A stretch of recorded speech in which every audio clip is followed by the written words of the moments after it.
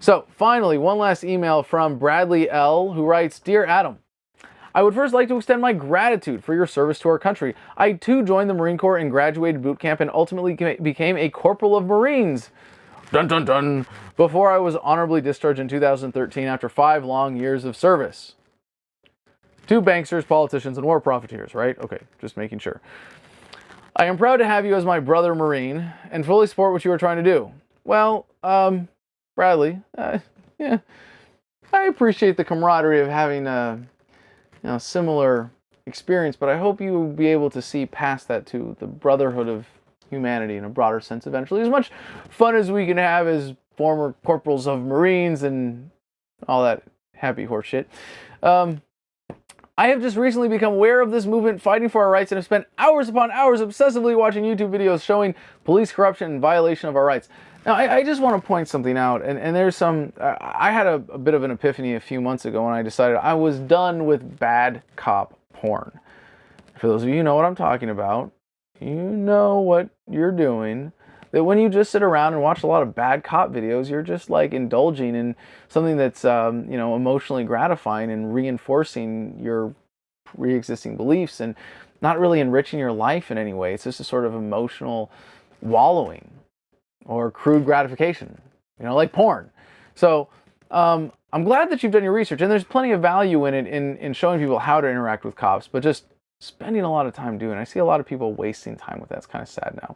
I then found your YouTube channel, and I'm now committed to joining the fight and making a difference in this country of ours that we sacrificed years of our lives defending. Well, if you really thought that you were defending this country, you got a little more research to do.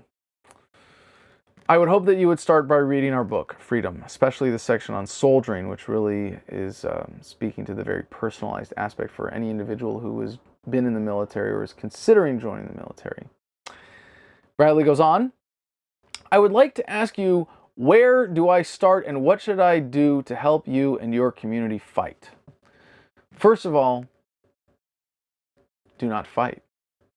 Do not see this as a fight. It is not a fight. It is a glorious evolutionary process of empowered human beings coming together to lift each other up. When you see it that way, your activism is guided by that. You can't go wrong. What you resist persists. And if you fight the system, it will get stronger. If you build a new one, if you build a new paradigm of cooperation and peaceful coexistence and not turning to the violence of government to solve problems, then we'll see real progress. So I would ask you to start, again, just read the book. Educate yourself on this a little further. But even something that you can do now that will be very important in activism is to talk to those around you about what you're experiencing. If you're going to sit around and watch YouTube videos, do it with a friend. Bring people along, especially those in your family.